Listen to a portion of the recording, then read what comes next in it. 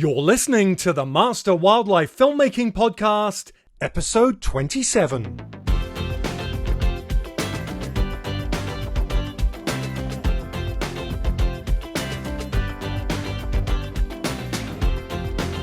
Rob Nelson began his career as a marine scientist. He earned a bachelor's degree in marine science from the University of Miami. He also spent a year studying in Australia at James Cook University in 1999, where he met fellow producer and co-host Jonas Stenstrom. He later got a master's degree at the University of Hawaii, where he studied the behavioral and population ecology of the Hawaiian Shrimp Goby and how they interact with predators like hammerhead sharks. Rob's time in Hawaii was spent doing research and making films of both his and his colleagues' findings. Since he enjoyed science and filmmaking, he decided to mold both passions together and got accepted to do a master's in science filmmaking at Montana State University's Science and Natural History Filmmaking program. Rob is not only a biologist, but also an Emmy Award-winning science communicator, who currently acts as a director for the non-profit Untamed Science. He is the lead creative director and producer for the video content developed through the US branch of the company. He also writes and coordinates much of the content for the website. Rob's real passion lies in educating people about the natural world and helping people tell their own stories about it. These passions have led him to take Untamed Science into classrooms via Pearson's Publishing, reaching nearly 6 million students a year, on YouTube via their science channel and via science filmmaking tutorials. Rob debuted his TV hosting career on Animal Planet's hit show Life After Chernobyl. From there, he hosted 2 seasons of the Science Channel's Secrets of the Underground and Discovery Channel's Man-Eating Python of Sulawesi. He was also an on-camera expert for the series What on Earth, Strange Evidence, the Nat Geo Wild Show World's Weirdest, and National Geographic's Animals Gone Wild. Rob also co-hosted D-News with Julia Wild. As director-host, Rob received an Emmy for his work on Mysteries of the Driftless in 2014, and the sequel Decoding the Driftless, which won Best Picture at the Los Angeles Film Festival in 2019. Hey Rob, hey, thanks for taking the time out to be on the Master Wildlife Filmmaking Podcast. How are you doing this morning? Fantastic. I am surviving COVID. Well, that's good. I have 2 kids, and so today is my one day off. Well, 2 days. Thursday and Friday, I don't have the kids. They've only been in school for 5 days now since March. So I made it. Wow. So have they just gone back to school? Yeah, so they went back to school a couple weeks before Thanksgiving, and they're only in school Thursday, Friday. Wow. Okay. So, all right. Well, we better not take up too much of your time because I know you're a busy man. Well, this is my free day. I do, okay. Just like you, I quite enjoy talking to other filmmakers and asking them what issues they're dealing with and how they're dealing with things, because 1, it makes me feel a little better. Yeah. Because it's difficult sitting here in my studio feeling like I'm screwing things up constantly. Right. And 2, just to feel a little bit of community. So I'm happy to chat about anything you want. Fantastic. This will be fun. Fantastic. Well, I always start off by kind of getting right to the beginning of things. And so, and everyone has a different story about how they kind of got into the filmmaking industry. This is specifically wildlife filmmaking. I know you're not specific to wildlife. You do a lot of science stuff and a lot of wildlife as well. So really filmmaking as a whole, what was it that led you, what was the start of your journey that got you into filmmaking? So I think for me, I can trace it back quite a bit further maybe than a lot of people, because I remember watching Jacques Cousteau when I was a kid. And it is what drives me a little bit as a filmmaker now, as I'm thinking maybe somebody will watch me when they're a kid and be like, oh, I want to do that. But I remember watching Jacques Cousteau and thinking, I want to study marine science. And I was a kid in North Texas, so it was a long ways from the ocean. And I essentially applied for school in Miami before I knew anything about marine science. But it was because of watching his shows. What I didn't realize is that it took me all the way through my graduate degree to realize that Jacques Cousteau wasn't really a marine scientist. He was actually a filmmaker and storyteller. And that's really what I was attracted to. And so partway through going to school as a marine scientist, I saw a filmmaker give a presentation about the Great Barrier Reef. I was doing an exchange program there. And I went up to him and I was like, how do I do that? What you're doing looks really, really cool. And he said, you know what? I think the best advice I can give you is to get any camera you can and start telling stories and tell as many of them as you can. And so I saved up a bunch of money as a graduation present from college, kind of all the money I was getting for graduation, and bought the Sony VX1000, which was kind of an intro camera for me. You might have had that one too. I don't know. Maybe I didn't have that one, but something similar. Yeah. And then basically started telling a lot of stories while I was in grad school, and just realized that I enjoyed that more than the actual scientific data. And I know there's a lot of people who have this similar path. They kind of started out as scientists and then kind of moved into the storytelling. And for me, it was just all I could ever think about was telling stories. And I think back even into high school, I was telling stories with video cameras. I was just writing scripts as James Bond or weird stuff as a kid, but I was always telling stories. And it just seemed like I got addicted to the process, which I think a lot of people are addicted to the idea of being a wildlife filmmaker, but they don't like the process. And so I think it's worked for me that I just enjoyed all of the pieces that went into doing the filmmaking. And then got a second master's degree at Montana State. So that helped. And now I'm here. Fantastic. Well, so a couple of things comes up there. One, I think you're absolutely right. You know, one of the things is that people see those finished articles. They see a host on TV. They see this very polished production. And of course, they don't see what goes into it and the pre-production that takes sometimes longer than the production itself, most of the time, in fact. You know, so of course, when people, it really weeds out who actually wants to be in this industry and who doesn't. Once you start working in it and you realize, hey, it's not all about being on camera and, you know, stroking wildlife. Well, yeah, we used to get interns. Well, we get them occasionally, but we'd have a lot of people write us and say, we want to intern with you. So we used to take them on quite often, even for just a week or 2 weeks, they'd come out. And almost always what would happen is they'd say some variation of this, like, I don't really want to do all of, you know, the post that you're doing or the editing, and I don't want to do all of this. Really what I want to do is just be in the woods and shoot wildlife. And I was just to look at these people, they all were like very similar as a stereotype. And it was like, good luck with that, because that's not how it works. Sure. Nobody is going to pay you to sit in the woods. Right. You watch too many behind the scenes from BBC. Yes. Those are the very few people that can do it. Yeah.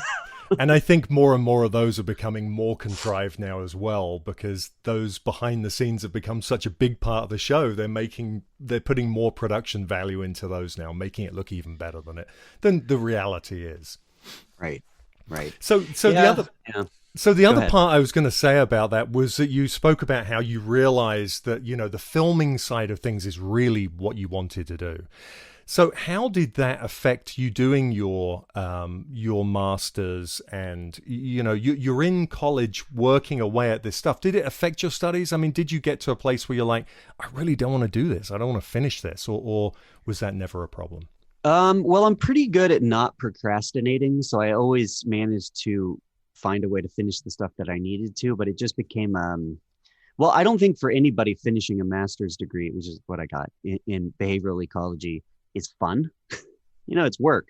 So I finished that, but at the same time, what I was doing was finishing a documentary that I had self-funded to Mexico. And that it was an hour-long doc, which is similar to some people who dive in and have no idea what they're doing. I had no idea what an hour-long doc consisted of. It took me a year to edit that thing. Right. But I don't know. I just, all I could, like, it didn't feel like a job to me when I was working on filmmaking. Even if it was the editing or the animations or even thinking about pre-production, it never seemed like a job, and it still really doesn't. The only thing I really don't like is the business side of things. Right, which is huge, of course, and that's one of the things that's so largely overlooked when it comes to this industry when you're making shows pretty much off your own back. I mean, let's get into what you do. So, I mean, as far as I'm aware, you're running Untamed Science, you're running Stone Age Man, right, and you're hosting. So these are all things you're doing or have done. So you've hosted, you're running these 2 sites. You've just written a book, and we'll get to the book. And I should flash my book. Look. Oh my gosh! You got the book. Look at that. I didn't get the signed one though. If I could just open it up and you could just, you know what? I'll send you a signed one. No, that's all right. It's all right. We'll go through here because I've got some fun reading I've been doing with my kids with this. So tell me what is, and we know now the business side is not your favorite part. What is your favorite part? What do you enjoy most? I mean, you are someone you've hosted as a host for TV networks. You host all of your own shows that you're making for Untamed Science and Stone Age Man. Pretty much. But you're doing camera work as well. You're producing. If you picked one of those areas, what would you say is your favorite part of filmmaking? I like telling stories about things I find interesting, and I find ways to make it work. And I like to tell my own story. So that's why YouTube is a fantastic outlet for me, because it allows me to not only be on camera and tell it, because I get something out of that. I feel like an educator at heart. But it allows me to also do some of the other things, like edit it and produce it and write it, and all those pieces. And the reason I say that is because I've done TV, I have a perspective. I don't think that's a great end goal for me, because in TV, and you may have felt this from your stuff, I don't know, I feel like I'm sometimes just a pawn in somebody else's game. Yeah. And it's not my story. It's not even the way I would tell the story. Yeah. And then sometimes I have no control in how it's put together in the end, yet I'm the one that's on camera. So that can feel bad. So I don't like to say I don't like just being a host. That's not even my goal. I like to tell the stories. And because of my biology background, I can't shake the fact that like I want to teach the biology of it. So I don't like the idea of just being a hired camera guy. Yeah. But I love the camera work. So I'm kind of trying to find the balance in all of those and not let go any of them, but I would let go of the business side. Yeah, so absolutely. Someone watching out there wants to take over the business side and just sell it. That's great. You just need an administration department. Which great. I used to have, and that was really handy. But we can talk more about. I can talk more about how things have gone over the years. But I find this, and I've heard you talk about this. I think maybe on other podcasts about that side of the hosting and being a pawn, and I completely understand that because. There's, I think, again, when we look at finished shows, what we see is a host and we think that person is the show, right? They're hosting the show and they are the show.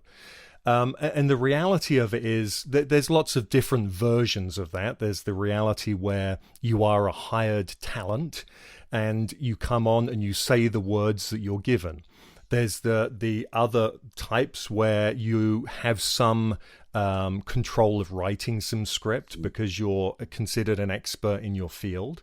Then you have other hosts that are, more involved and they have more of a creative control, but typically they're producing the show as well. They're more than just the talent. And so I completely understand that. I mean, I came on hosting as an expert on insects. That's how I got started.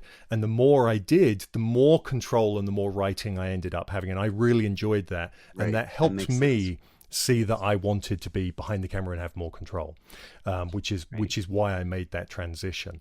So I think one of the other words that we should probably use with you is entrepreneur, because I think what happens with this kind of style of business is that you have to be an entrepreneur to make anything work, right? As you say, the business side, the bringing money in, and so funding. I think a lot of our listeners are in the same boat of kind of, they want to do something. You know, some of them might have aspirations to be a host, a producer, a director, whatever it might be. Mm-hmm. But a lot of people just want to pick up a camera, start filming, and have a YouTube channel and get something going. And as you said earlier, that's one of the best things you can do.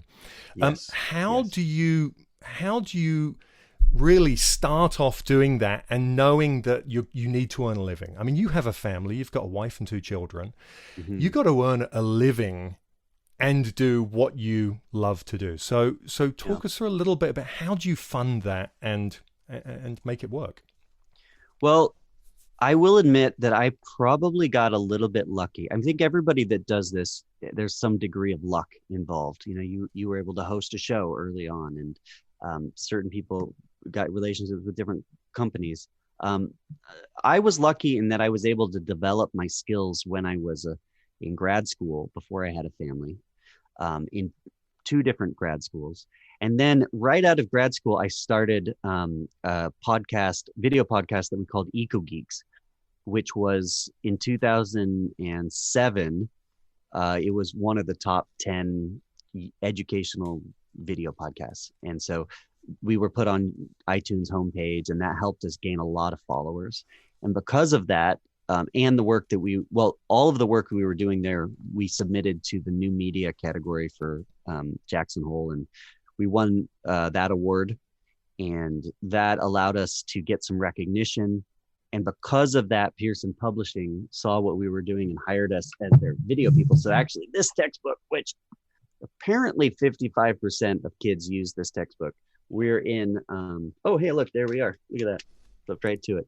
In every chapter, nice. We did the video at the front because they just saw what we were doing. And I tried to add humor to all of the science lessons that we were doing on the podcast. So that's why I always tell people, like, use YouTube as your platform. You get it out there, and then somebody may stumble upon it. Or you can cold call and say, here's my resume. It's YouTube. Go check it out. So we got lucky, though, because for 3 years, we had roughly $500,000 budget to make. We made almost 400 films with what wow. essentially was $1.5 million. So we had 12 people employed for 4 years throughout the course of that. And so it was a lot of work, but that helped give me a lot of skills and a lot of ability to pay off loans from school debt. And so I'm free from that now, which is a big thing, because a lot of the people are stuck working more corporate type wildlife filmmaking jobs because of you can't be as free as I'm doing with the work that I'm doing, which we can get into how all that works. But it's basically investing in a lot of small baskets all spread out. I feel like this isn't a great answer, but let me just explain. So I have the website, which is where I've been putting all of the stuff that I've ever done. And because I started it in 2008, almost 12 years ago now, over time, that's built up articles, and we're starting to get backstream revenue from Untamed Science. People see that we have some credibility in the website, so now they fund us to do different things through the website. The YouTube channel is also gathering enough views, which has taken 10 years to do. And now people say, hey, they'll come to us, so I'm not having to cold call people. And then oftentimes what happens is I work with NGOs and people who don't have a ton of money. So I'll tell them I'll do it for half rate, but I own all the rights to put it on my YouTube channel, do all these things. So a lot of the stuff that you're seeing was kind of funded, or I did a slight edit change to make it so that it was just mine. And then now that's paying off. Only just now, so that's how I make it work, which is very different than some people. Like I'm on average, I will write, shoot, and edit a video in 3 days. Yeah, most of those videos you see, it's just super fast. Yeah, and it blows my mind. Some people who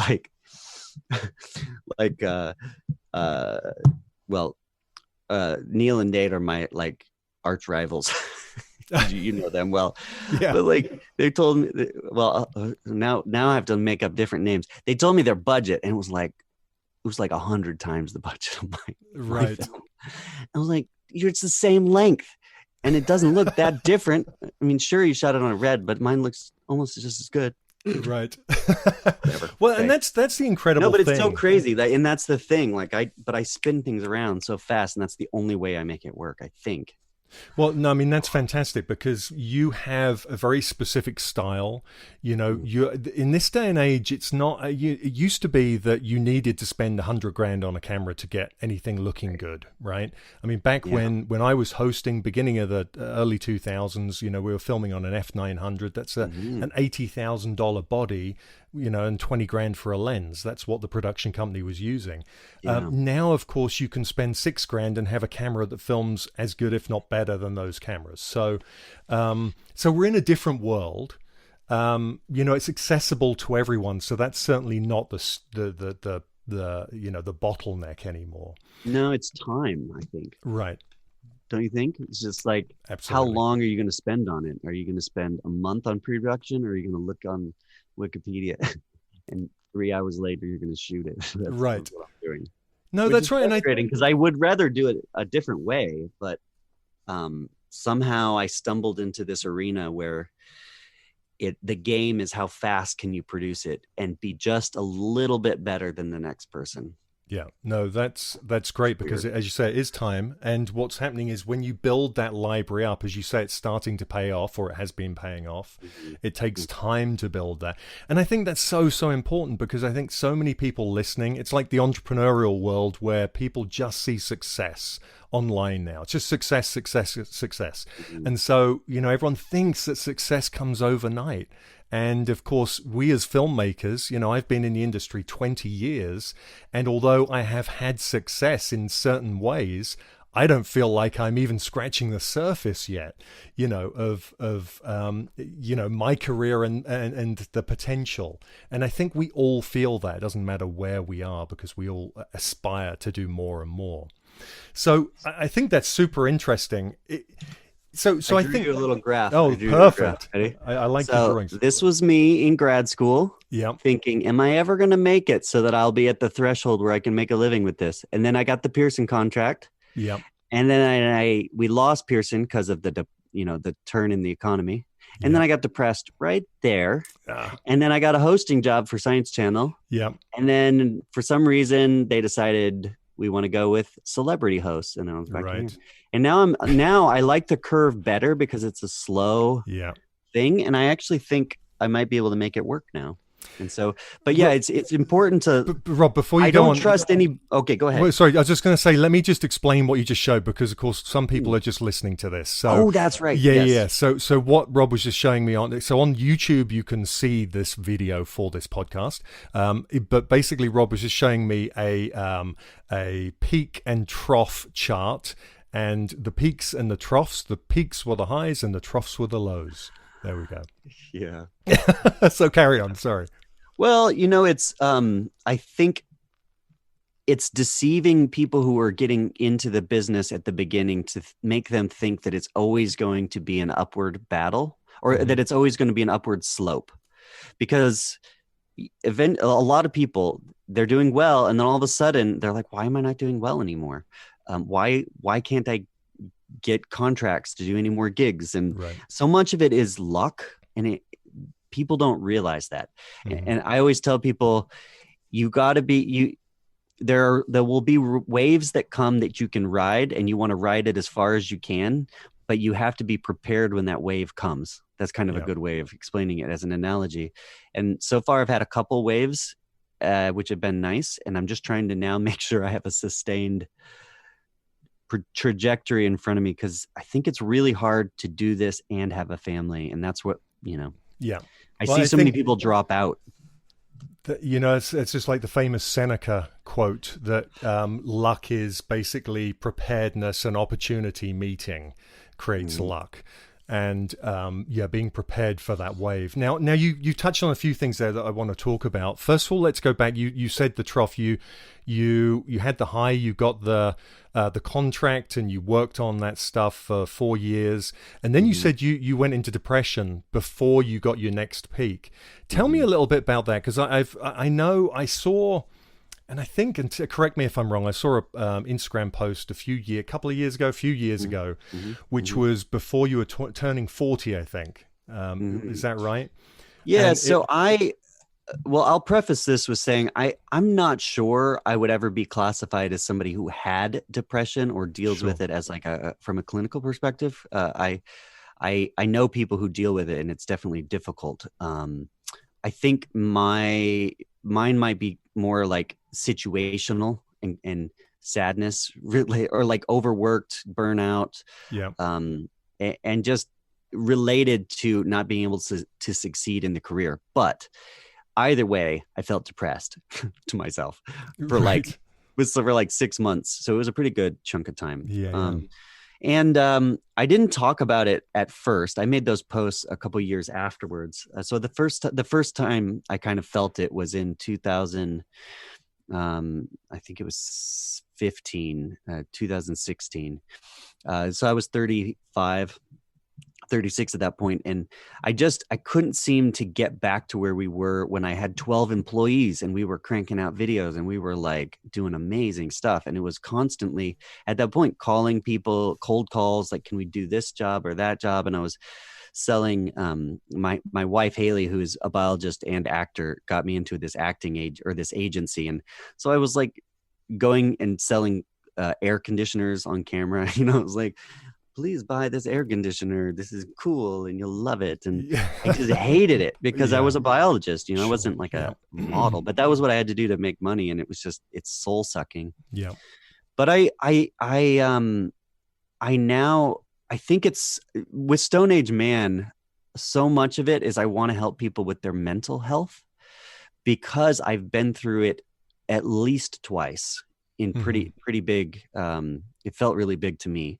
And I've seen Jonas, who I do all of my films with, go through it as well. And I see almost every filmmaker who hasn't just hit a slam dunk every time go through it. And I want people to know that that's like the reality of life. Probably everybody's going through it, except for the few people who either are lying or just are getting really lucky in some way because of client situation or something. But it's quite a natural thing, and finding ways to like deal with it is important and talk about it. Absolutely. Yeah, being real about it. Well, and when I think so many people probably face it in, whatever time lengths they have it. But the difference is if you're working in a job, being paid a salary, and you go through that, then nothing really changes from a day-to-day point of view other than you feeling sad or down or depressed or however you want to say it. You can still pay the bills. The difference, I think, is when you're a filmmaker or entrepreneurial or someone who's having to bring in your own beans, you're in a situation where everything can grind to a halt, and that just puts a bigger, slant on the whole thing. Well, and I think for me, one of the problems was, I don't pride myself in being the smartest guy in the room. Like, I think I can hold my own. Like, I did quite well in school, or any other factor. I was always the hardest working. And so when I had kids, all of a sudden I couldn't put in 16-hour days, which was fine. I was totally fine with that. But that was like two of me. Now with two kids and trying to like make it work, I was probably only getting 6 hours of work in, and that's all I could manage. And so then I was combining that with seeing social posts, which is, I really feel like the downfall of people's mental health, watching social and feeling like, oh crap, I now can't do it. And I'm seeing all these people, mostly without kids, being able to excel. And I was thinking, maybe this is it. Maybe I don't really have a chance to make it work. And reevaluating my trajectory was kind of what was going on. Yeah, that's really interesting, and that family is a huge one for so many of us. I have two kids. I think our kids are very, very similar ages. Two boys, and it's the same for me. I find, and I think I was speaking to Nate about this. Nate Dappen on the podcast. He's got young children. He's got two twins on the way and a young girl. And 5 a.m. is the new get up and do stuff time, because That's the 2 hour, 1 or 2 hours in the morning where you're uninterrupted, and typically the phone's not going to ring. You can just get on, and that's how I work. I get up and I have a ritual I do in the morning for myself and to get some work done. But everything changes because then, family is one of the most important things. These hearts behind me, I think I mentioned this on other ones. My kids make little hearts and they put them in my clothes when I go on a trip. Oh, really? And they don't tell me. So when I get there and I open my bags, I start looking through and things fall out of my socks and my underwear, and there are these little hearts, and I collect them and put them around. And it's so important. But what's really hard is this fact that I'm a bit like you. I used to work extremely long hours all the time. I ran a wildlife park before I was a host, and that's what it took. And now, there's the work, but there's also, and I don't want to call it work, but there's the effort that you have to put in with your relationship and your family. And that's some of the most important, and again, I don't want to, effort, I'll call it effort. It's some of the most important effort that I put into anything today is with my family. Because without that, that's what I aspire to do, all this stuff, to be with them. And so tell us a little bit about a working day for you. How are you making that work? As you say, you're working about 10 hours less a day and pumping out videos left, right, and center. What's a typical day, and is there a typical day? Well, I can explain my typical week. So with the kids not being in school, it has been very challenging for Haley, my wife, who works on all this with me. So it's like, you got to make sure she's happy, and then everything will be okay. Happy wife, so I have happy Thursday life. no, it's true. 100%. Thursday and Friday, we drop the kids off for the bus at 8 a.m. So we have from 8 a.m. till 4:30 on Thursday and Friday now, where we are good to go. So my wife's outside right now with a friend of mine shooting a YouTube video on loofah, and I'll be joining her in a second, which is fun. Nice. And then, so Monday, Tuesday, Wednesday, we've decided that my wife likes to follow the rules more than I do. And so she may not be listening. Hopefully she doesn't listen to this episode. I take the kids during the day and I do the virtual school. And it is exhausting. So I don't really have Monday, Tuesday, Wednesday, because they're constantly needing help with virtual school. So then I take Saturday and Sunday. Well, Saturday mostly, and then Sunday's family day. But I end every day at 5:30 and do family time. But like you said, I have maybe 2 hours in the morning where if I wake up earlier, my wife gets them to school, which is here in the studio. And I can drink my coffee and enjoy my morning. But it's frustrating because normally that would be productive. And now it's just getting through emails, and things will get back to normal eventually. But I feel pretty lucky in the fact that I'm not struggling as much as other people are. I think in part because I've been making educational videos for so long, and now people are looking for educational videos because they're at home. And so there's a little bit of a upward curve for me, and I'm happy about that. But I would be so screwed if not for that, I think. Well, what I find, a few things. What I find, really nice about that story is the fact that you're taking the time out to educate your kids, as well as educating the general public with the films you're making. But you're taking the time out to be with your kids and do that. And of course, right in this year, this particular time, everyone has been struggling, with kids being at home and not being used to it. We homeschool our kids, so for us, it wasn't too much of a shock. But at the same time, there are differences. So, we can't take them to the places we would take them to do kind of field trips, if you like. But it's certainly just having kids changes everything. And when you are someone who is building a business, building a life that is around your aspirations as a filmmaker and your dreams, and trying to put it together in a way that works for you, it's as hard as it gets. I mean, it is as hard as it gets. No, I really think so. It's my business partner, Jonas, is in Sweden. And I sometimes get jealous of the system they have there, because I think as a society, they put in a lot of effort to helping new parents. They do things like each kid gets $500. They give the parents $500 per kid per month as like, here, is an allowance to like make sure your kids have diapers and food. Can you believe Wow. that? It's incredible. No. Not only in that, they get free healthcare, which is cool because I don't have healthcare, right. and they get child care free from 18 months. Okay.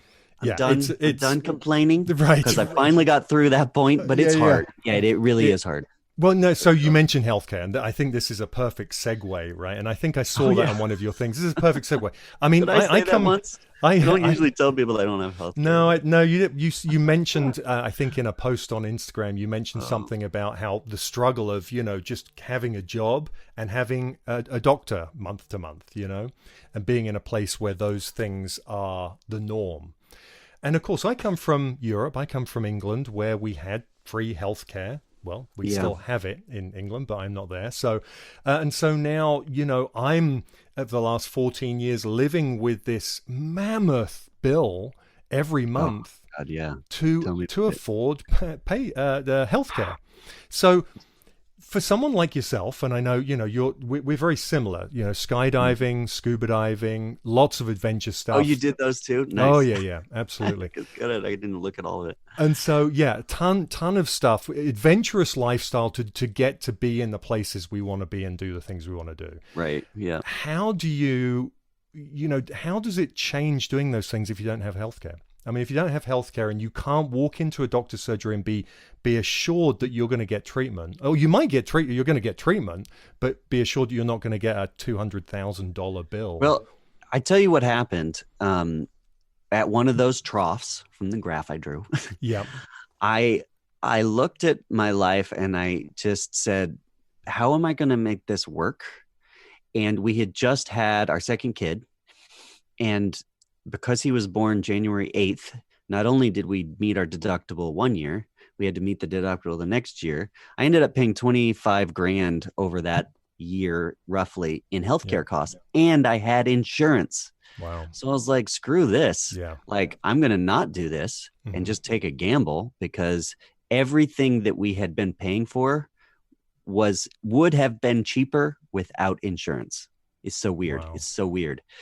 Yeah. And I was doing it because I was trying to be responsible. And now I kind of have gotten lucky over the last 4 years in that nothing major has happened. But we just pay as it goes. And it's kind of weird. If you go into the doctor and you tell them you don't have insurance, they're like, oh, we'll cut you a deal. And so It's actually not so bad. We average about $100 a month in actual doctor's costs over the course of the year. But my parents think I'm highly irresponsible, so I will not say it's without a cost. Sure, no. I mean, of course, there's cost. I had a run-in with an elk 2 years ago, and I'm more careful. That's what. Let me put it that way. I'm not going to get him running with an elk. Sure. No, I had a run-in with an elk, and it hit me, and I twisted around, snapped my leg, and was 3.5 hours on the ground, and helicopter in. At least it wasn't a horn through the heart. No, that's right. Which, of course, Beverly Joubert, she she almost had that. She had a. Did she when she was at Jackson with an elk or with a? No. In Africa, yeah, it was a water buffalo, I think, that came through and gorged her. So she talks about that in the podcast episode. So yeah, okay, let's get away from that nasty stuff. So yeah, that's traumatic for sure. Okay, so So you have Patreon as well. So you have patrons that are paying for your work through Patreon, and they get for anyone who doesn't know Patreon, it's almost like a crowdfunding kind of platform, but people subscribe on, say, a monthly basis, and they get perks. Is that right? As well as do you have a Patreon? I do not. No, I set one up a while back. If you did, but okay. Yeah, I set one up a while back, but I never actually did anything with it, and so I'm very. I forget sometimes that people don't know what Patreon is, but it's probably worth explaining a little bit more. It's a little bit like Kickstarter or Indiegogo, which people are familiar with, kind of a crowdfunding site kind of thing, except it's more of a subscription base. So I quite like it. I don't like Indiegogo and Kickstarter because I hate asking for money. It feels like charity. But because I have a little bit pivoted what I'm doing now, I'm not trying to raise money for each individual project I do. And I 100% believe in the mission that I'm trying to do.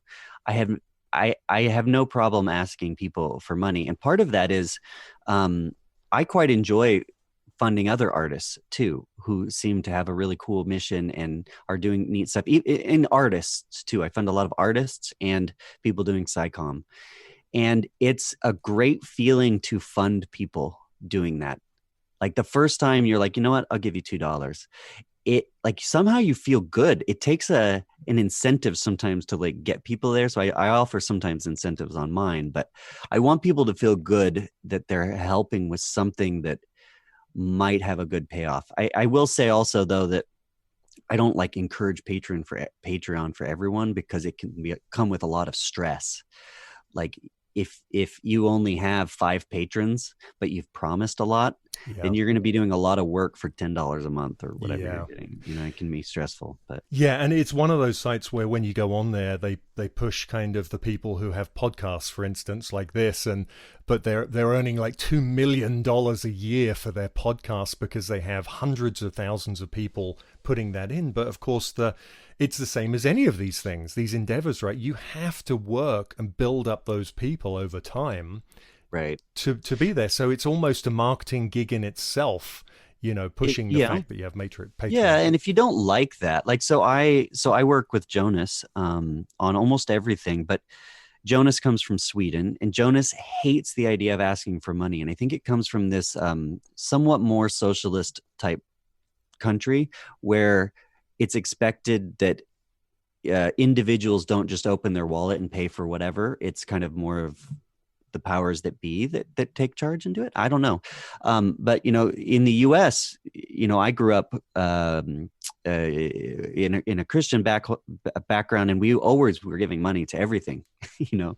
And so I think that might collectively be more American, is this idea of like helping and giving. And I don't know, I like it. I think the other thing I like about it is that I can interact with people on a slightly different level, which is really handy. One of the things I didn't do early on that I regretted was not being able to retain people that enjoyed my work, like retain contact with people that enjoyed the work I did. So we didn't have an email list. We didn't have any way of building a following and retaining people and interacting. So it's like we had a podcast, but you can't, you know, you don't really interact with people that just RSS feed download your stuff. We had 70,000 people per podcast downloading it, but those people are all gone. And now with Patreon, you're kind of like finding the people who are the most excited about your work and most wanting to help. And you know, so to me, I don't see it as just like a funding platform. It's more of a community that we have that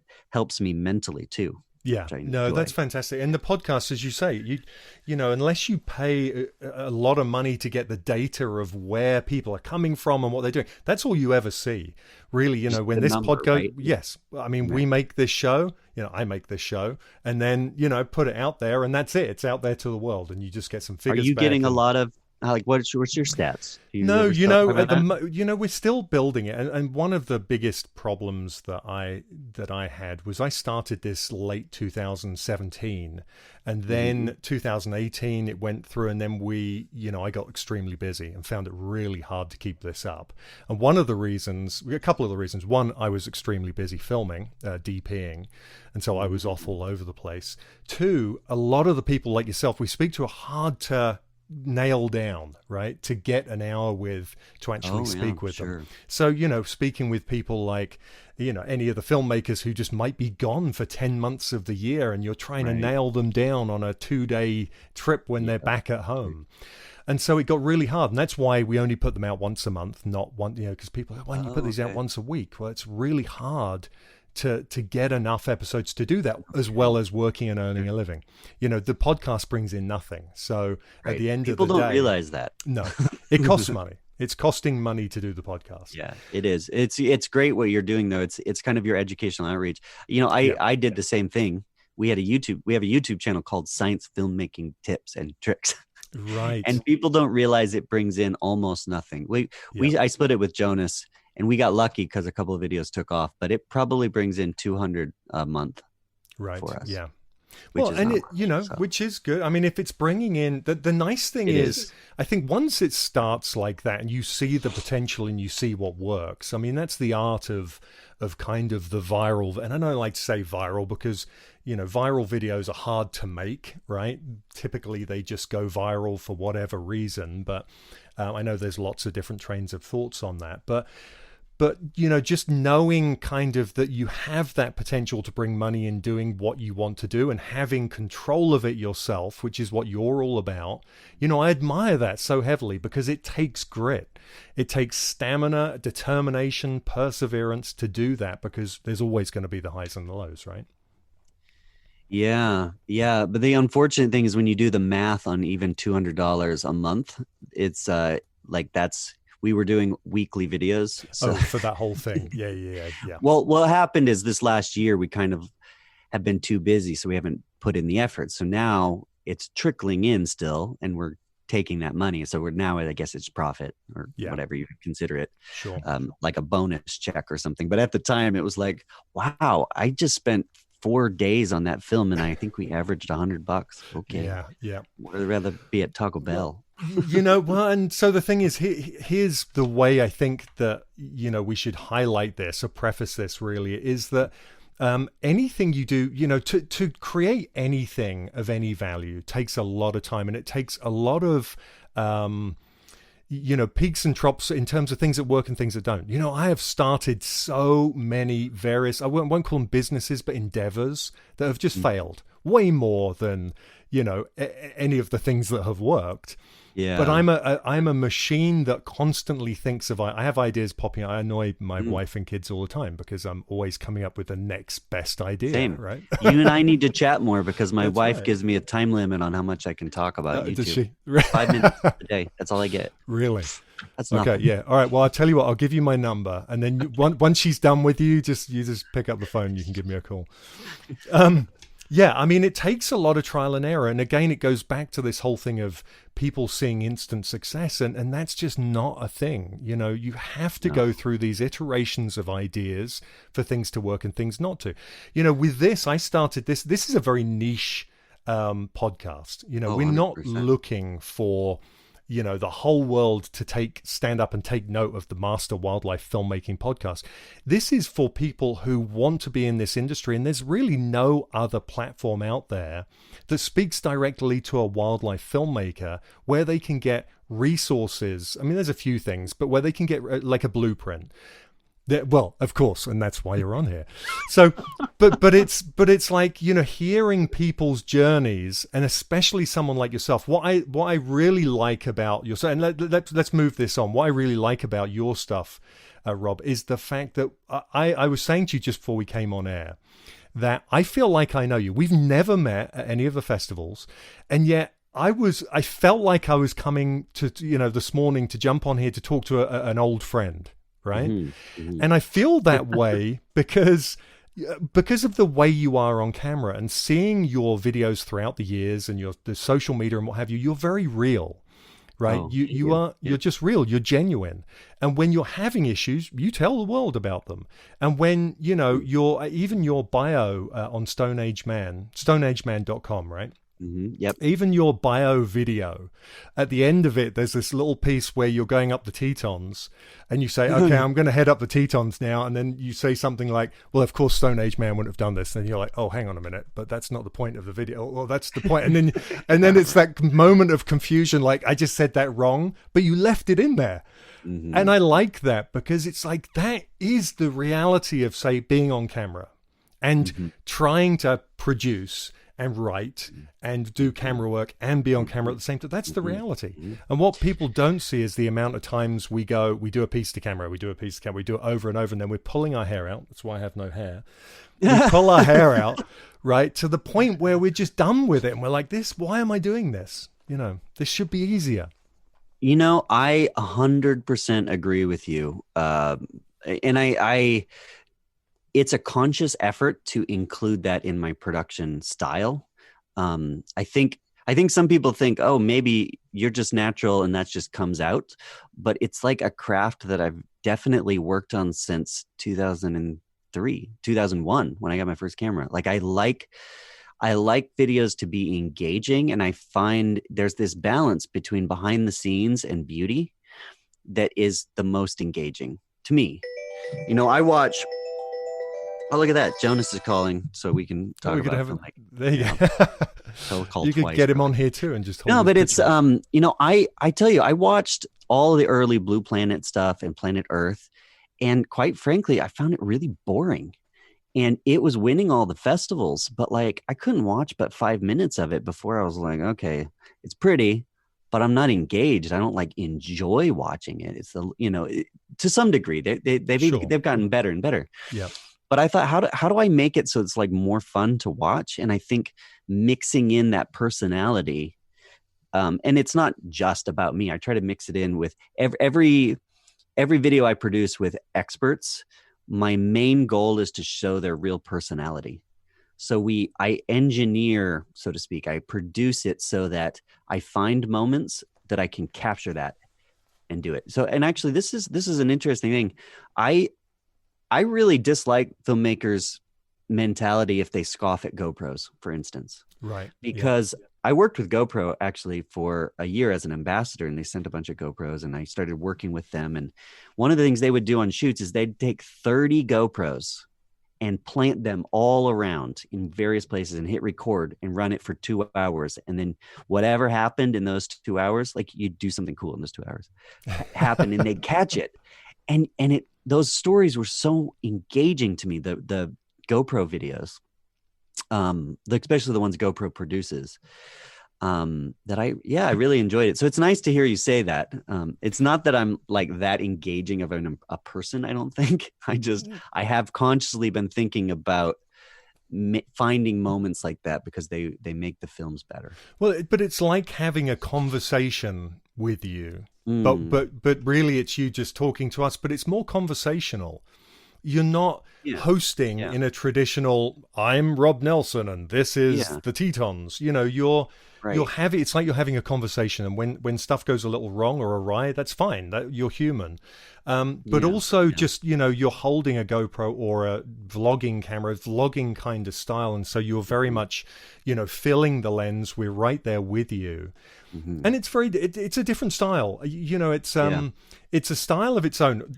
There's so many styles of wildlife filmmaking. I mean, you say, for you, the big blue chip stuff isn't your scene. And one of the things that they found, and actually I was just speaking with Doug Allen in the last episode, and he's obviously done a lot of the camera work on the really big Landmark series. One of the things he was saying is that they, the 10 minutes that got added on to the end of the behind the scenes was actually more of a mistake. It's because they didn't have enough to fill the 60-minute slot for different networks. And so they added that in, and it became some of the most popular parts of that series. And that's because what happens is we start to get behind the camera, see real people in real scenarios. And I think there's so much to be said for that. I mean, we've had everything from the kind of, crocodile hunter style, of running out there and getting overly excited about wildlife to, vlogging style to TV host, very standard TV host stuff to landmark series and so much more in between. And so there's really something for everyone. And I think that's what makes it so exciting.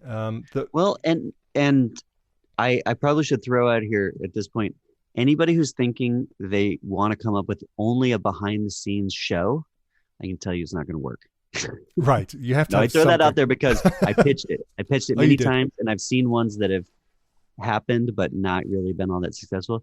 And somebody said, well, the reason is you need to have a reason to watch the behind the scenes. Yes, exactly. There has to be the show. Oh, of course. So finding the balance is what I'm always trying to do. But that's why it works for Blue Planet, because you're like, ooh, how did they get that? Yeah. Well, so I think that the style that has come out of that is the shows like the Kim Wallater and Bob Paul, where they're doing man versus what was it, Man Cheetah Wild and Man versus Cheetah. And Okay. those are those style of shows where, and both those guys have been on the podcast. Yeah. They are cameramen out there doing their thing, and they've got a camera on them. So they're being filmed making a show, but that is the show. There's not more to it. They're incorporating their footage with the footage of them. Yeah, no, I love the cameraman host model because it's the most authentic thing, I think. Because who doesn't go out with a camera? I feel like most of the productions, when I'm just the host, it's like, well, now what am I supposed to do? I don't have a camera in my hand. Right. Okay, I could, but like our whole goal is to capture this thing, Yeah. and you want me to just not have a camera? Okay. Yeah. Just not have a camera. I grab it off camera and then get right, and then do it, and then do the behind the scenes. Perfect. Yeah. Yeah. So you hosted a couple of shows. Well, probably more than a couple. I've got down here. You did Life After Chernobyl for Animal Planet. Is that right? That was my first big one. Yes. That was your first big one. And Secrets of the Underground for the Science Channel. Yep, and that was 2 years of a series. So that was like 16 shows. So and that one was a lot of caving. That was my most popular one. Right. Was that a lot of caving, going underground? Yeah. Cave? Well, see this is kind of gets back to my. I'm not really sure it was my story because they wanted somebody to explore the secrets of the underground. So they really wanted a geophysicist or somebody who knew underground mapping. And I mean, I can talk science, but that wasn't my thing. Sure. And so all I wanted to do was talk about the animals. And now I'm like exploring caves and then obviously being like, oh my gosh, did I just discover that? Right. Yeah. So how did those shows come about? I mean, were you just approached by a production company or a network saying, "Hey, we would love you to host this show"? Yeah. So that's an interesting spiral that happened. In 2014, I won a special jury award at the Jackson Wild that was in Boston. So the off year one. Yeah. And it was like the last big award. It was right before the Best of Festival. Yeah. And it was like, wow. So I wasn't expecting it. I went down and to accept my award, and I hadn't prepared, and I even had a cold. So I was just like, whoa, what's going on? Thank you for giving me this award. I mean, I think it's because I don't fit into any other category, and none of you out there are into YouTube. So I got it. Thank you. But I was just, it was so like, oh, it's probably the weirdest acceptance speech. And literally the next day I got called up and they said because I did have an agent. My agent's like, can you do Chernobyl in 2 weeks? They need a host and you look amazing. And I was in front of all the execs at that thing. I'm sure they saw it. Yeah. And so it was my YouTube that helped me get in front of execs, and I got that. And then it was 2 years before I had anything else. Because it took 2 years for them to release that Chernobyl doc. They wanted it on the 30-year anniversary in 2016. Yeah. As soon as that was released, it was apparently the best rated show on a Tuesday night for cable network. It was a big deal. Wow. And then Science Channel like immediately was like, we want to host. This guy looks great. Let's do it for a series. And so I was like, okay. Let's do it. Fantastic. So this is spiraled, and then everybody wanted me, and I did like a whole bunch of other shows too. I did a man-eating snake show, and I did a bunch of talking head stuff where I was like expert. But yeah, sure. So it was weird for 2 years, and then all of a sudden, I don't know what happened. Right. Nobody can tell me. I think they went from they wanted people who were kind of scientists to they wanted celebrities. That was apparently what I heard. I mean, it's a changing world. It's always been like that. I mean, ever since I started in the around 2000, 2001, it's always just been it's almost like it's a test. It's like a beta test, right? It's almost like TV is a beta test. And what happens is, it's just constantly testing out new things and never really settling. I mean, I think, there's a few people who have been in the industry for decades. Right. And, they are they're the stalwarts of the of that genre. And it seems very hard. I mean, I think, in years to come, we're going to see big changes. We're already seeing big changes because of the platforms that are out there. I mean, yourself being on YouTube and having websites and really being in control of your own content. Netflix, VODs, just having all of these platforms that really you can dictate to some degree where you want to be, like something like Vimeo on demand, which you can put your own shows onto and be paid for them, or Amazon. I don't know whether Amazon's like that anymore. Certainly it used to be a VOD where you could do that. So now, things are changing. Networks are not going to be around as we know them today, probably in 10 years. It's going to be more of all of these on-the-go apps, and everyone's changing towards that kind of stuff. So I think it's really good. It's interesting. You have that one? Do you have that one? I do. I do have that, and I actually meant to hold that one up, and I should just tell listeners. That no, I just thought it's sitting here, and I totally interrupted you. Now I'm going to hold on one second. So rude of me. I can't find it. I've got it here somewhere. I have that exact book, and now that one though you self-published, right? Because I remember you saying I self-published that one. Yeah. Okay, so you self-published that great book all about science and. Was it science and wildlife filmmaking? How to make science and nature films. Yeah, that's why I understand the niche of your podcast, because this is a niche book. Absolutely. Yeah. And that's why I got it. I remember getting that book a few years ago and seeing what you were doing and being, following pretty much everything you've been doing since then. Because and I tell you the truth of this book is I wrote it in 2011, but because I had a kid in 2011, didn't quite publish. It took me 3 years before I actually published it, or 4 years. So it was 2015, 14 when I published it. Yeah.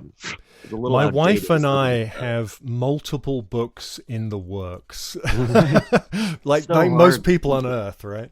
Yeah, I mean, it's just one of those things. But that brings us right onto this. Your new book, which is just out as of a few weeks ago, and depending on when this goes out, this launched just the third week in November. Last week in November? Yep, right before Black Friday. Right before Black Friday. I got my copy straight away. Mother Nature is not trying to kill you. I'm holding the book up for those of you who are not looking at it. Nice orange cover with a tent in the forest on it. And so this is by yourself and your wife, Haley. So just tell us, and I'll lead you into this, because one of the things that, just really I actually read just a couple of days ago and really had me on the edge of my seat is your lead-in story to the whole thing, which I didn't know about you and your near-death experience. And now I just have this indelible image of you naked hanging onto a buoy out at sea. So can you explain that? Because otherwise people are going to think that's weird. Yeah, I'm gonna give the abbreviated version. That people and actually, you don't want to give the whole thing away. No. Well, the gist is, I sank a sailboat a couple of miles offshore in Hawaii, and the reason I was naked is I was so unprepared because I was a kid and I didn't know how to sail a sailboat, and I sailed into the storm of the decade, and I had sweatpants on and a sweatshirt, and we didn't even have life jackets. So when I got thrown overboard, and then watched my boat get flipped upside down in a wave, there's a lot of weight in sweatpants. So I stripped all my clothes off. I don't want to talk about this in the book, but my girlfriend's ex-boyfriend's boxer shorts I tied around my ankles. So that wasn't in the story. Rescue. No, I kept it kid friendly. But I grabbed the last buoy out to sea, and I pretty much thought I was a goner. I wasn't as worried about myself, but I pretty much thought the person that was with me was dead. There was no way I figured they made it. And so I use it as the intro to my book, because so many people after that told me, well, it was the ocean's fury, when, nature was out to get you. And I kept thinking, and I was like, no, I'm pretty sure I was just stupid. It was not, there was no ill intent from nature. Sure. It was just me. So I started thinking about everything in that way. And I would always see these two sides. I would see, Hollywood, say, with sharks, because I was a marine scientist, that always portray sharks as like the villain, and the sharks are out to get you. And biologists, we were always pushing against it, but we pushed back a little too hard, in that some people, especially activists, would be like, no, sharks are misunderstood. They're just like little teddy bears. And it's like, Right. well, okay, Yeah. but you're going to give people the wrong idea because they're not.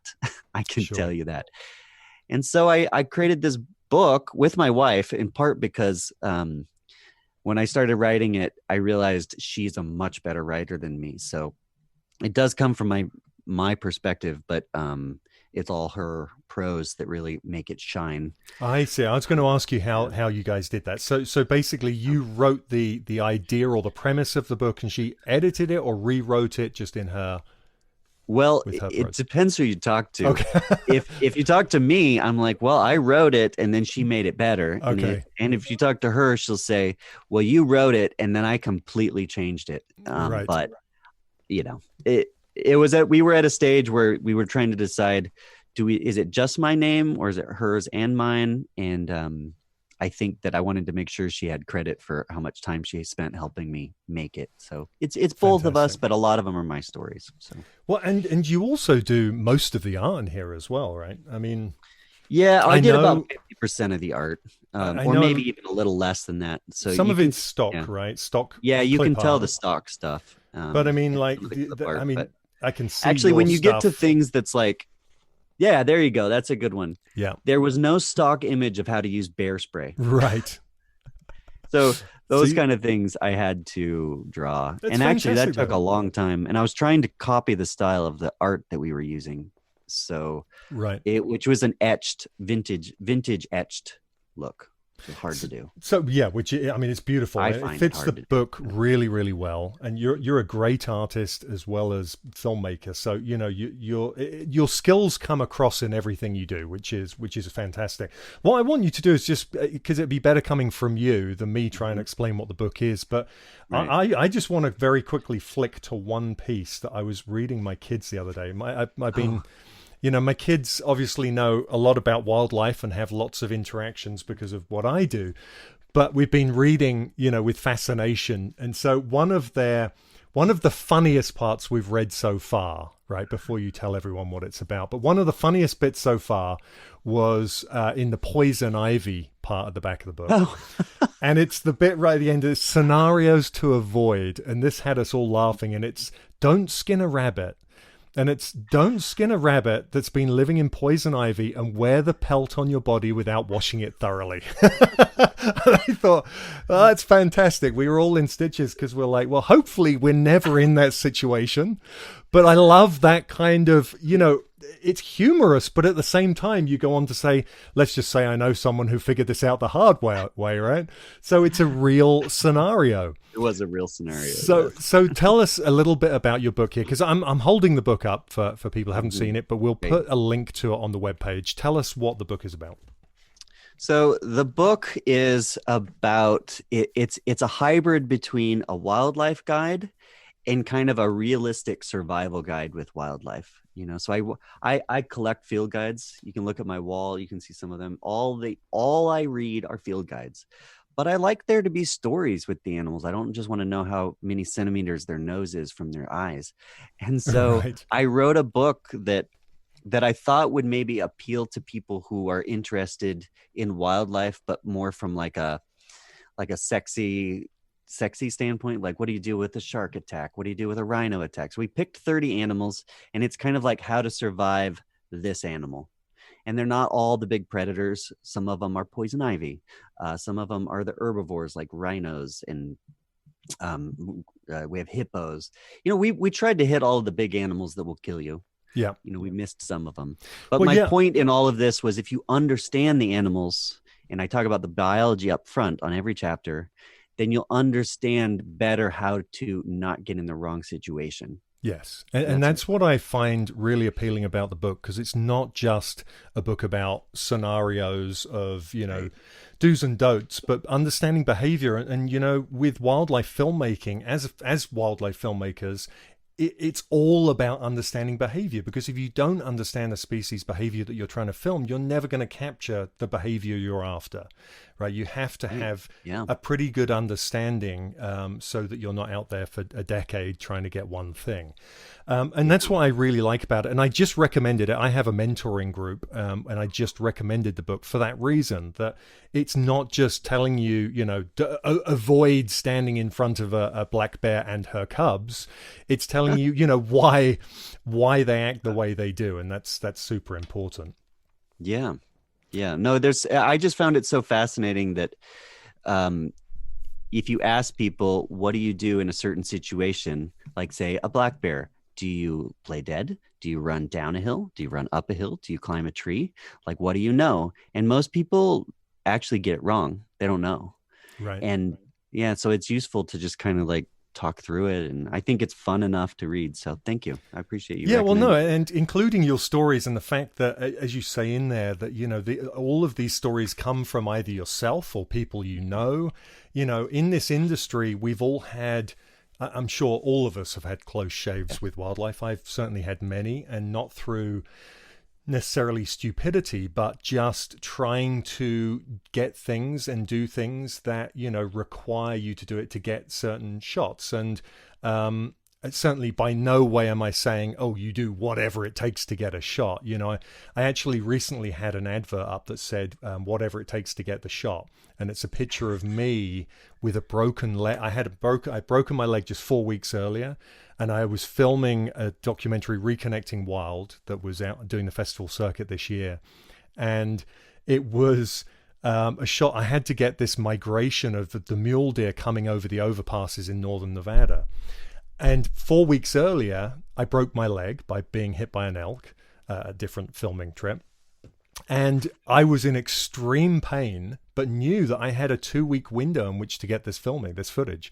So I went out with my wife on my crutches, popping opioids as I went up a mountainside in the, freezing cold, put down a mattress, and I sat there with my 3 cameras filming for 13 hours that day.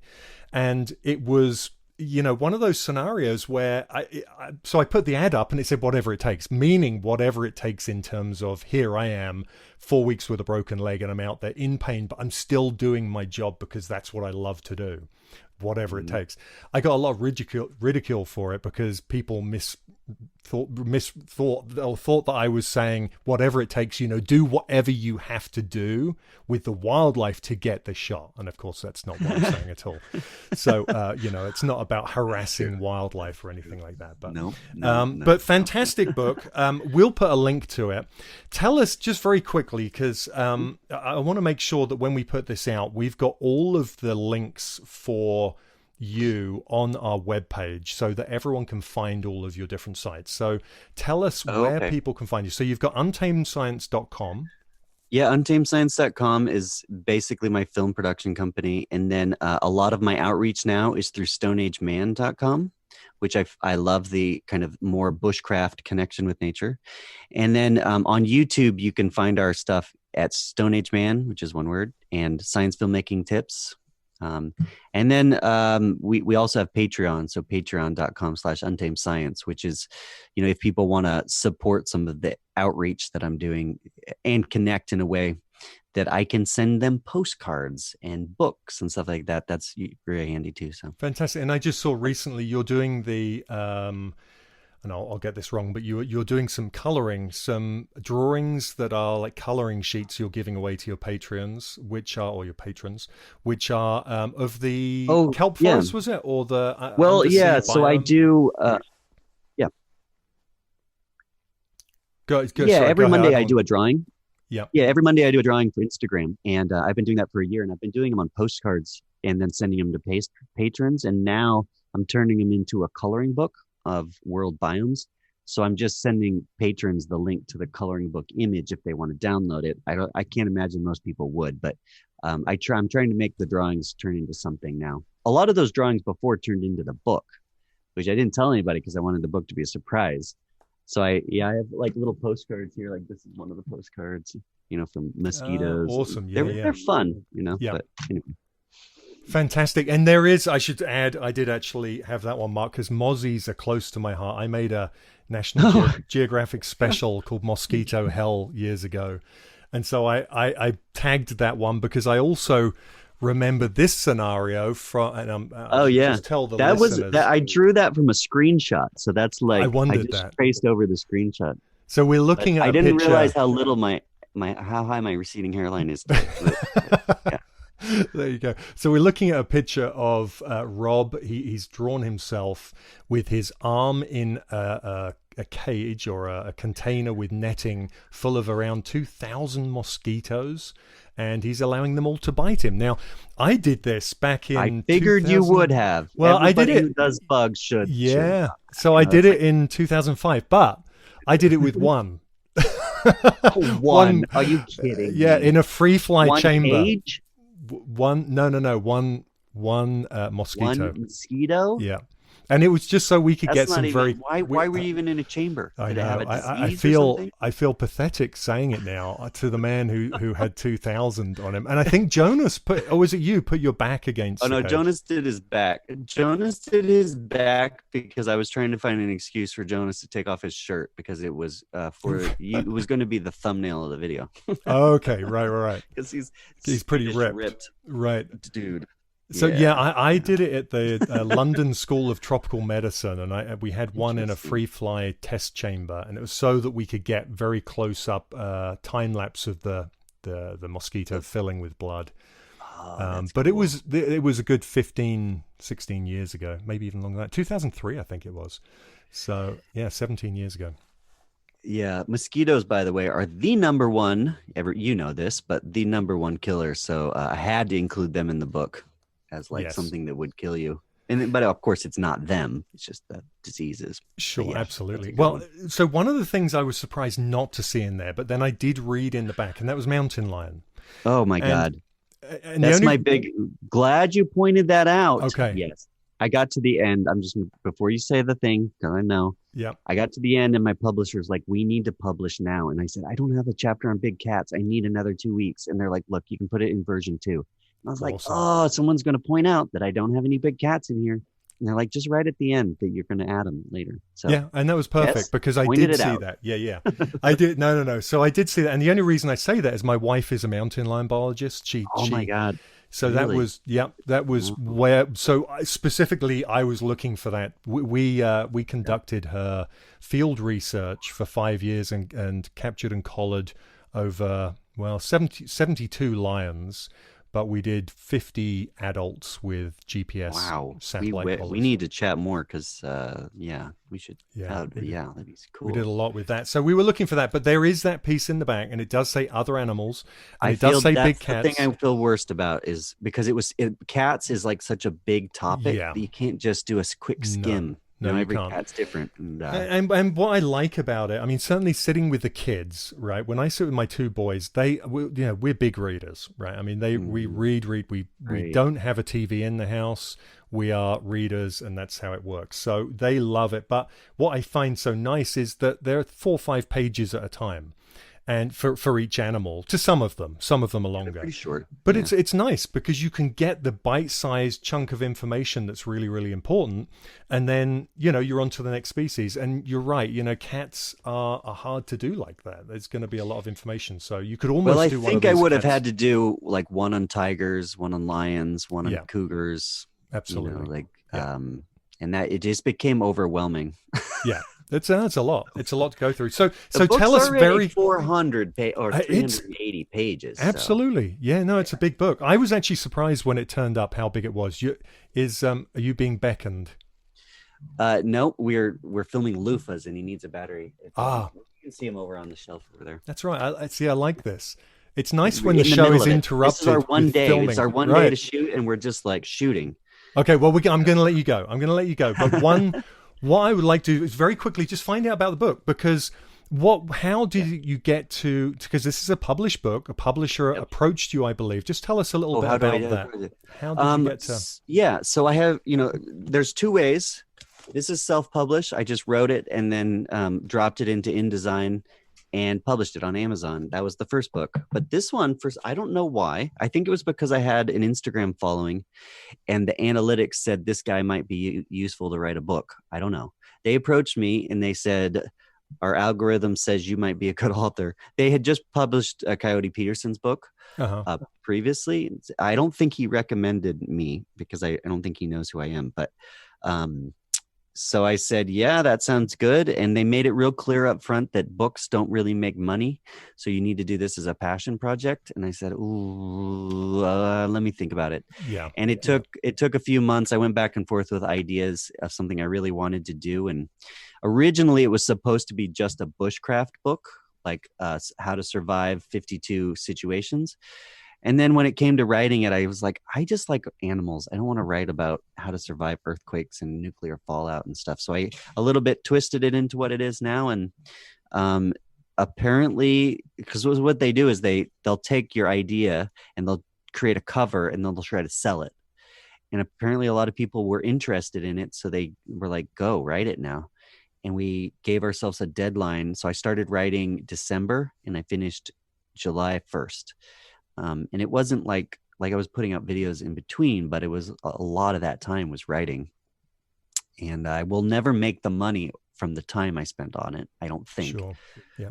But it's from my perspective, I have stoneageman.com and I have all the articles on there from the book. So if you ever like, I want that article, it's on a website. Fantastic. I'm going to be making videos on every one. So I did the research already. So in a lot of the things I do, I'm using it as a multi tool. Yeah. It's not just the book. Like maybe somebody will find me from the book, but maybe we'll have a bigger life in the future. Well, Rob, I love what you're doing in terms taking all of these different platforms and bringing them together and making them work for what you want. And we're so similar in many ways because that's what we try and do with our life, right? We try and orchestrate the things we do to fit in with who we are, the passions we have, and where we want to be and where we want to go with them. And I find that, it's a really nice to speak to someone else who's doing it very similar through the highs and the lows of it, because it is difficult. One last thing, and that is a piece of advice. If you're speaking to people like yourself out there right now who are looking either to get into this, they're either aspiring to do this, or they're already in it and they're struggling, or they're already in it and they're just looking for new avenues. What kind of advice would you have for someone, let's just say really starting out in this industry? What's the one most important piece of advice you have for them? Okay, well, if it's starting out, I hold by, if you're not even in it yet, grab a camera, start telling stories. But I feel like maybe that's what everybody says. I think if you're starting out into the industry, maybe my one advice is to work really hard on your reputation. In other words, it is a small community and everybody's going to talk to each other. And, you don't want to get down the line and people be like, Jake, he's a jerk, like you want people to be like, yeah, Rob's cool. And I like working with him, because people want to work with people that are fun to work with. Yeah. So I don't know. I think that's useful. The other thing maybe I could just kind of say, because that's how you can work on your reputation, is that a lot of people don't really know what they like doing, I find early on. And I get a lot of people who seem to say, this is what I want to do, but they don't know what it takes. So you've got to practice telling stories and learn what you like to do. I learned because of practice for years that I like the whole process. I like the package and I like to split my time. But some people just like being a host. And I would say, don't even worry about being the camera guy. Just work on your hosting thing. Or if you just like doing camera, don't worry about the editing. If you hate being in a computer. So I know a lot of people like that, but they suffer through it. But there's avenues to diversify into the one thing you like, but you've got to figure out what that is. And then you can find the people who are doing it and ask them how they got into it. For me, it's the whole package. It's YouTube, it's the websites, it's everything. But I think that's great advice, because it's so true. There are so many avenues, and taking it all on like you have is stressful. I mean, it is extremely stressful because there's so many elements to think about every day, every minute of every day. And I would never recommend anybody to do what I'm doing. It's like, I'd be like, in 12 years, it may pay off for you. So start writing a bunch of free stuff online and ask people for $1 or $2 at a time, and then do a bunch of work that doesn't pay off and write a book for free. No, it was not very good. I stumbled upon something that's maybe working. We'll see. Oh, well, Rob, hey, it's been an absolute pleasure to have you on the show and to share your stories, man. Thank you so much for taking the time. I hope we cross paths. Bring that van of yours down here. Absolutely. Absolutely. I will do. The kids together. I will do. That's fantastic. All right. Take care. Thank you again. Thank you.